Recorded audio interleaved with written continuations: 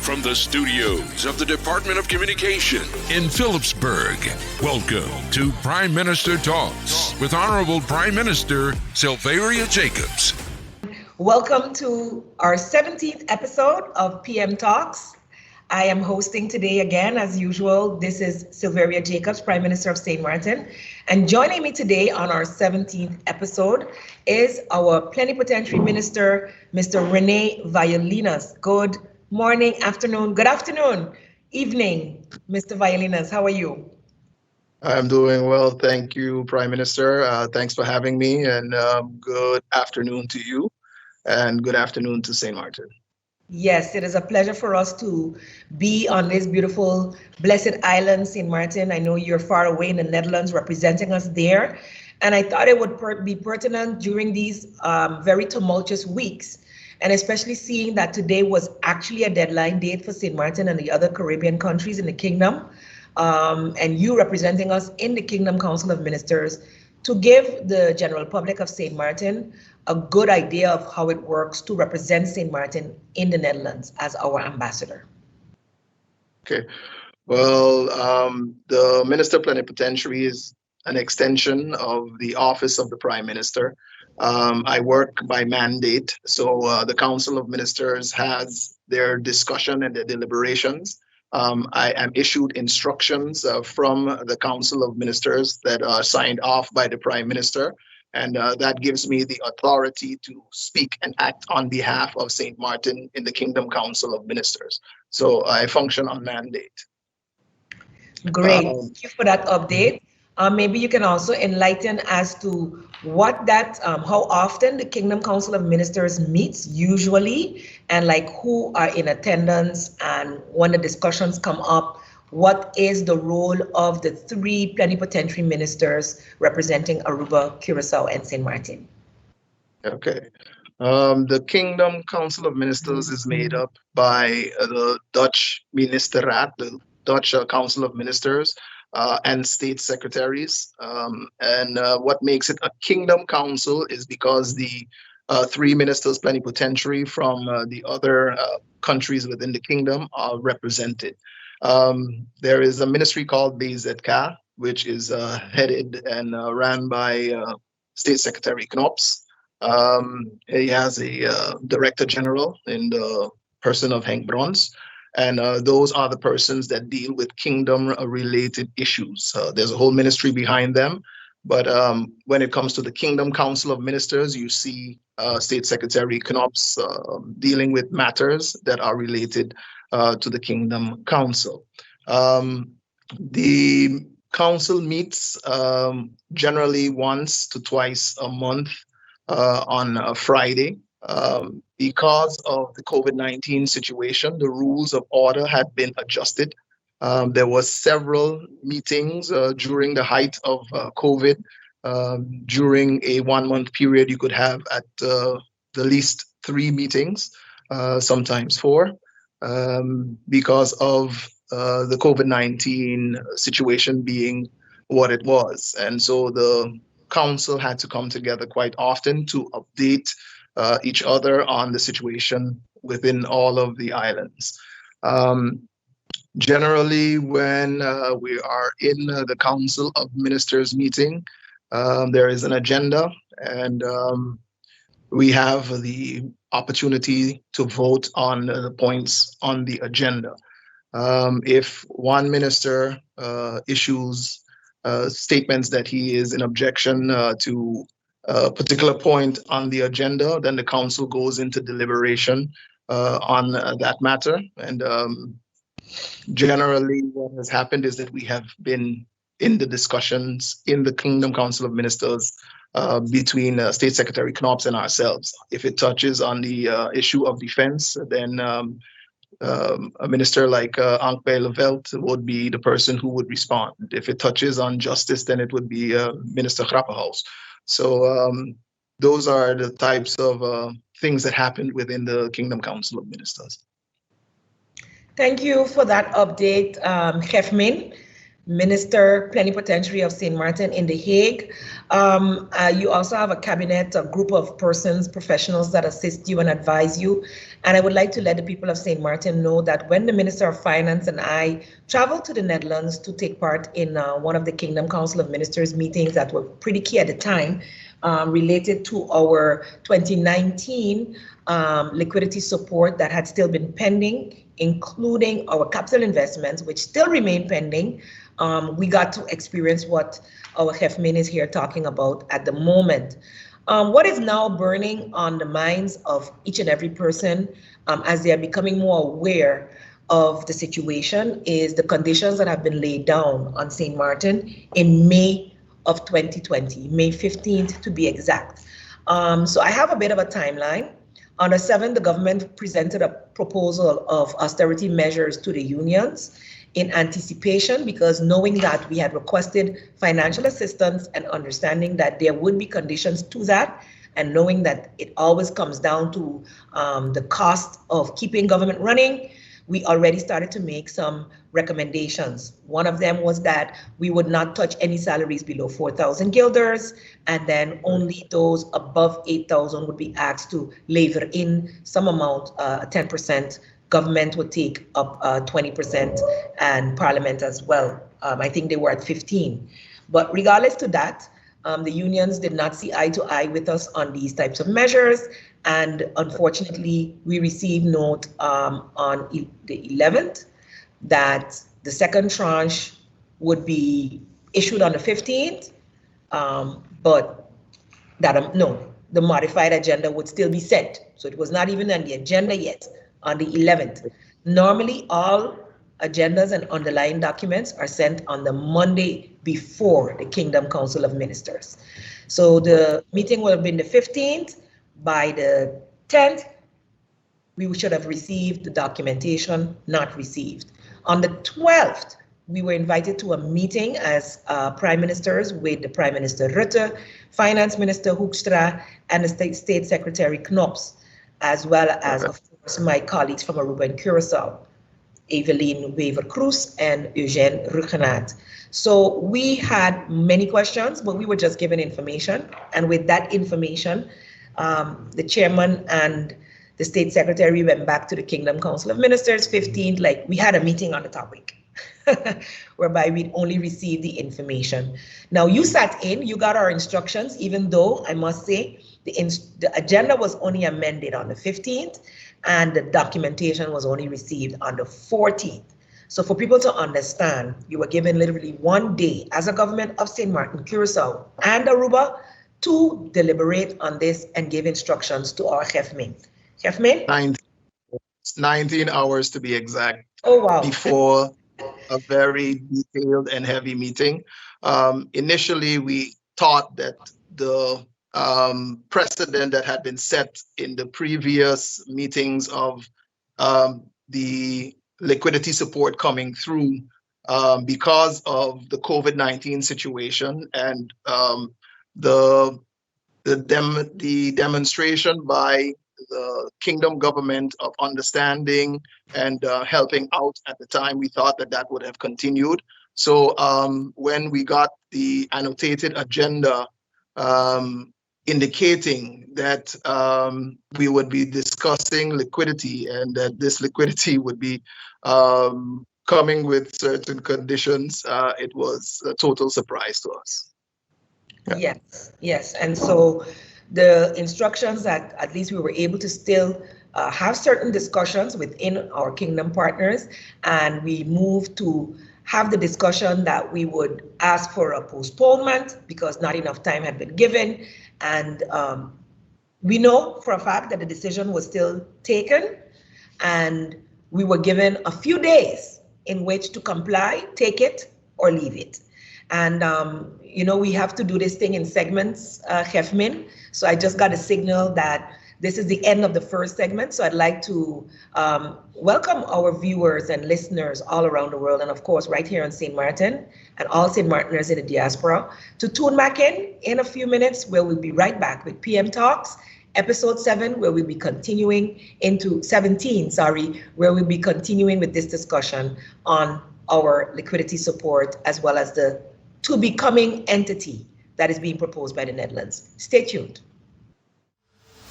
Prime Minister Talks with Honorable Prime Minister Sylvaria Jacobs.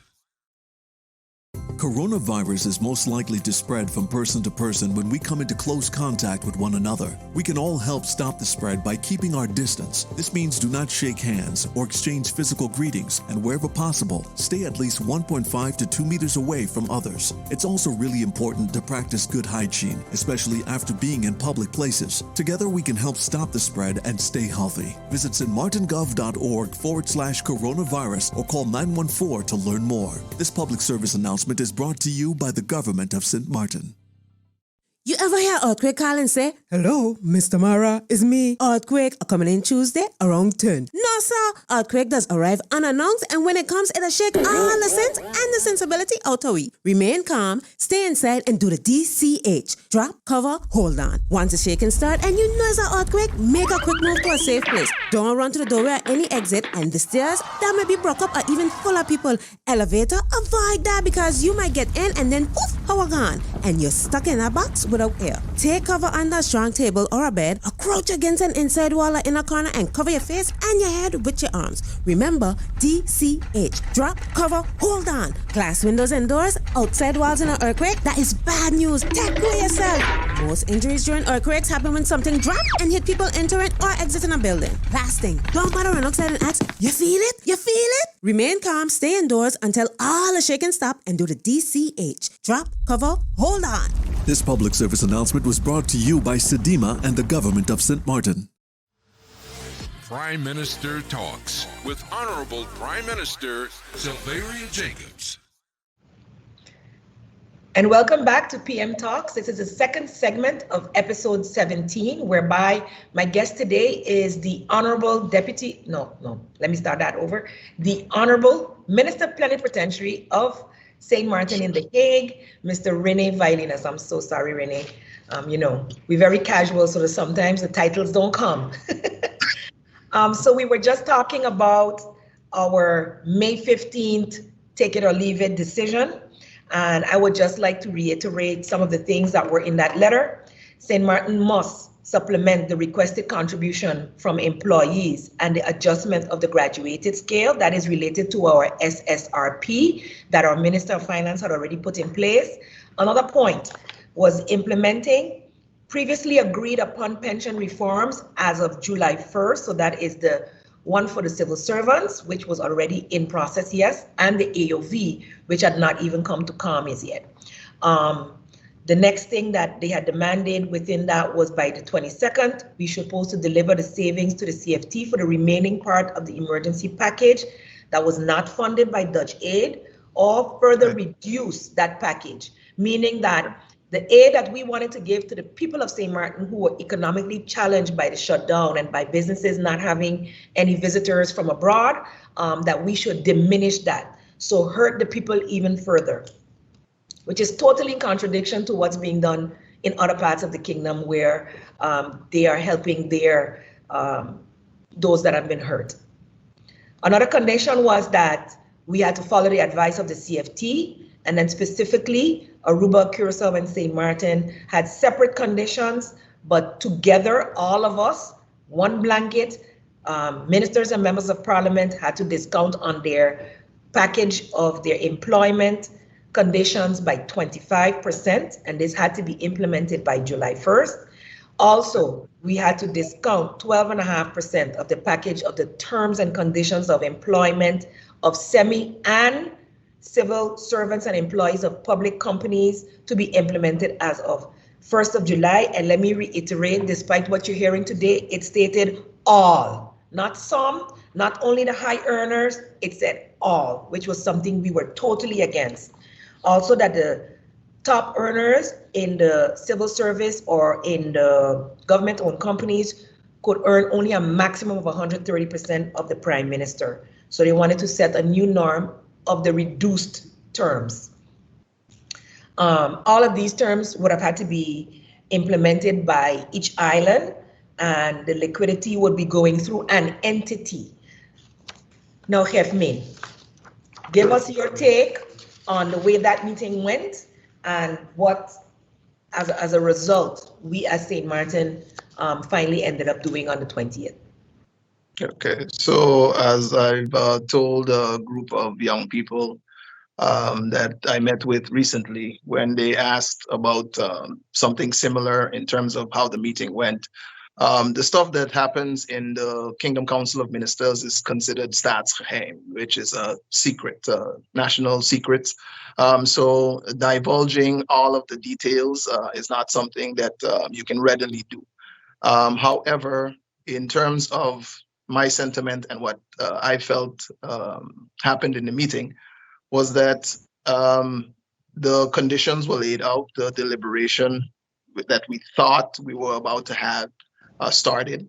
So we presented our points, what is called a spreektekst, presented our points to the council and the state secretary in particular. And we explained that issuing generic conditions for all 3 islands is not a good idea. It is not feasible. All of our living circumstances are different. We have unions that we have to consult prior to just implementing broad sweeping changes all across the board. It came up in Curacau's betoog. It came up in Curacau's deliberation points as well, that you cannot issue generic conditions for all of us. What we realized is that some of the norms that Aruba wanted to apply, they just took them and applied them all across the board.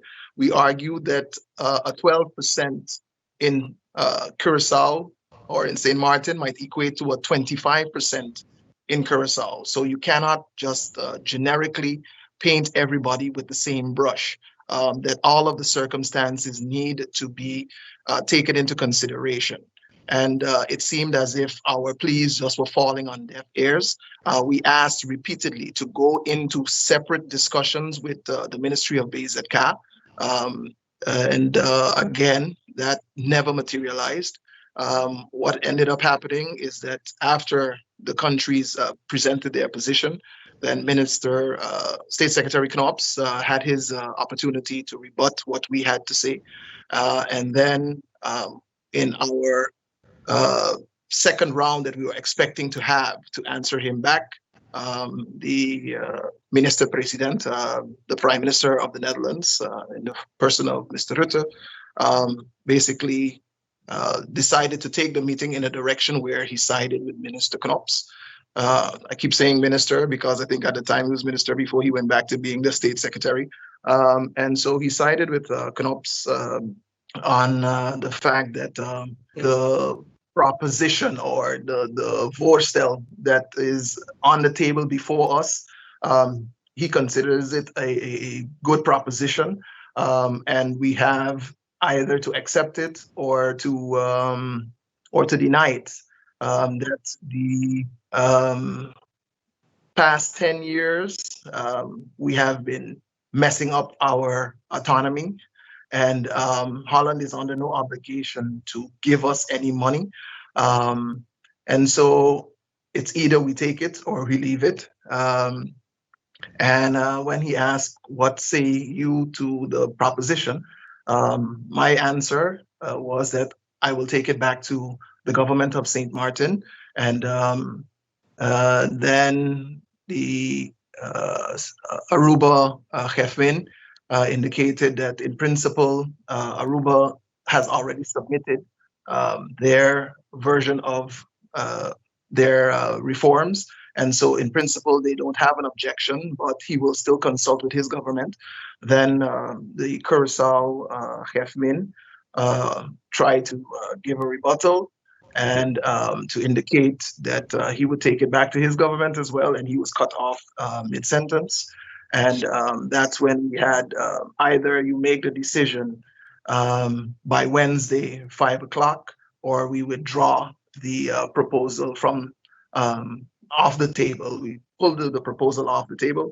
And so that brought us to the point that we were deliberating and in consultation with our governments.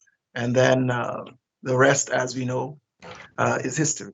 So the third tranche of the liquidity support, that is supposed to be an entity that will decide on any future liquidity support, and that's what's going to be coming up next Friday. Okay, so that was supposed to be this week. I think we can, let's say, make a long story short, like they say here in St. Martin. From the 15th onwards, it was a back and forth with just a few days, even though we tried to have some discussion with the unions. There was no time to get an agreement, not with the unions, not with Parliament, not with any of the stakeholders, government-owned companies and entities that receive subsidy from government, and faced with the possibility of not having enough funds to be able to not even pay your own salaries, but also assist with the SSRP, we felt forced to accept the conditions insofar as our local kingdom and international rights are guaranteed, which they stated was the case. So we move on. We're trying to meet these conditions. We're having several meetings back and forth in Parliament. And then we were told that this entity, we were given again information that this entity is coming, but it's not ready yet. This entity is coming, but it's not ready yet. And we're expected to give a political agreement today on the 3rd of July, which was postponed because they were still not ready. On Tuesday, I did see a missed call from the State Secretary Knops, and you did inform that you heard from the Basic Care Ministry that there was, it would not be added to the agenda for the 3rd, and we'd be going on to the 10th. We're running out of time for this segment again, so hold that thought, Chef Min. We will segue right back into that in terms of what that is going to be like now moving forward, and I can inform the people of St. Martin where St. Martin stands in particular where this entity is concerned. Come right back to PM Talks, episode 17, in a few minutes. Prime Minister Talks with Honorable Prime Minister Sylvaria Jacobs. Safety tips on how to use your mask. Wear your mask in public places. When removing your mask, properly take your mask off by grabbing the bottom ties of your mask, then the ties at the top, and remove the mask. When disposing the mask, discard the mask in the trash can and do not litter. Safety first. Don't touch your eyes, nose, or mouth until washing your hands thoroughly for 20 seconds. These safety tips are brought to you by Collective Prevention Services and the Department of Communication.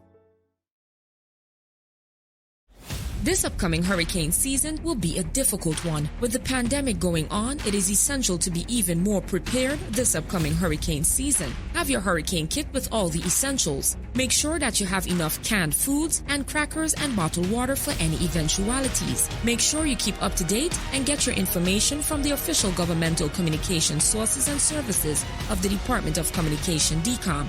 This message is brought to you by the Government of St. Martin and the Department of Communication. Sources and services of the Meteorological Department of St. Martin and the Department of Communication, DCOM, at Facebook.com/SXMGov, the website stmartingov.org/hurricane, the radio station 107.9 FM, and the YouTube channel Government of St. Martin. This message is brought to you by the Government of St. Martin and the Department of Communication. Prime Minister Talks with Honorable Prime Minister Sylvaria Jacobs. And welcome back to PM Talks. This is our final segment. We only have a few minutes left. It's a 30-minute program. Unfortunately, every time it gets hot, we wish it would be longer. But of course, in the middle of the day, it's difficult to find more time as well. But definitely, we will continue on this trend and bring more information on the conditions that the Dutch are proposing and the effect it will have on St. Martin's autonomy, its economy, and the feeling of the people that we are once again being trampled upon. Chef Min, Minister Violinas, can you give a bit of a sentiment as to where, based on the word on the ground, because up until now we've received no official word. State Secretary in our meeting of the 25th provided us with some information verbally over the phone or the video conference. about the entity, but we cannot with any clear definition say anything more than we know that it will be above the 3 islands and will more or less take over some of the responsibilities of BZK. What would you like to say about that? Yeah, well, we are still waiting on the paperwork. We were promised the documentation last week, Monday, because the ERMER that actually was going to deal with the entity was supposed to be today. Right. I believe on Wednesday, while we were having our deliberations as the 3 ministers plenipotentiary, our cabinets were deliberating with each other. Everybody was like, did you guys get any documents? Did you guys get any documents? And everybody was like, no, we still haven't received anything yet. And then miraculously, right as we were talking about it, an email came in from the Secretariat of the Interior Affairs Ministry. And in that email, it indicated that there would be an extra ERMER on the 10th of July. What the content of the meeting would be was only speculation, because since we didn't deal with the entity and we haven't received any documents, any underlying documents as to how the entity would be composed, what it entails, how far-reaching it will be, we have no idea of what exactly the entity is going to be responsible for. And so via you hear that, oh, it's going to be a ZBO. That's independent organization, an organization that is separate from government but carries out government tasks. And a ZBO falls under the responsibility of a minister. And so we are supposing that the minister that this ZBO is going to fall under, dealing with the islands of the kingdom, would be a BZK. And then, of course, at its helm or directing it probably will be somebody from BZK. So we are seeing the Dutch circular economy at work here, where an entity is going to be set up to probably manage and take over tasks and responsibilities. We don't know how far-reaching that is. It's all speculatory, as I'm saying. But again, if you do not have documentation and you see what goes on in the Best Islands with the RCN, you can only speculate that it'll be something similar in nature. Yes, and that is definitely not what the people of St. Martin signed off on. And in questioning in our last conversation on the 25th and recently, actually today, I did, as I mentioned earlier, receive a missed call on Tuesday after we had sent a request for an update on why we hadn't received the documents yet. The state secretary did promise to call, which I noted that he did call, and I missed that call as I was in meetings and not utilizing that phone. However, when he called back today, he did mention that they were not ready with the document for the 3rd of July and that we would receive it similar to what you told us on Monday. I also reiterated to the state secretary that I still find that having less than a week to deliberate something that would have such far-reaching consequences for the country, and also seeing how long it's taking them to put it together, is a travesty on our autonomy. In our discussion on the 25th, he mentioned consensus laws, which require all islands and countries to be in agreement before they can be executed. So for me, it is a non-discussion. In my letter prior to that, I had also asked why there was a need for the entity, seeing that we already had an entity handing out or delivering our SSRP with good checks and balances from the SOAB, as well as an independent organization, and the unemployment via the SMDF, St. Martin Development Fund, which also has a good relationship with BZK in executing projects and being held accountable for every final penny that has been spent. So anything balancing from that would come directly to the coffers of government, which has been customary since IRMA, and it is for liquidity for the island to be able to run, to be able to pay its subsidies, for it to be able to assist pensioners, to be able to assist persons out of work, to be able to pay the salaries of the civil servants. And I want to reiterate one more thing. We only have a few more minutes, but literally right now, the Dutch are disputing that they asked us to cut salaries. Our finance minister actually got all kinds of backlash from CFT for not cutting salaries. Just for your information, people of St. Martin, we were one of the only countries that applied what they asked, was the personnel's voorwaarden. So the whole package that comes with it. And we attempted to do that so that we don't cut and hurt on the salaries of the people whose mortgages and everything else, rent, is connected to it. We did still opt to do a 50% of the vacation pay, which we are still getting the backlash for. And we are also looking into the responses received from the unions as to the legality of these conditions being placed on us and furthering our argument to the highest possible level, because we cannot continue to be trampled on this way. Chef Min?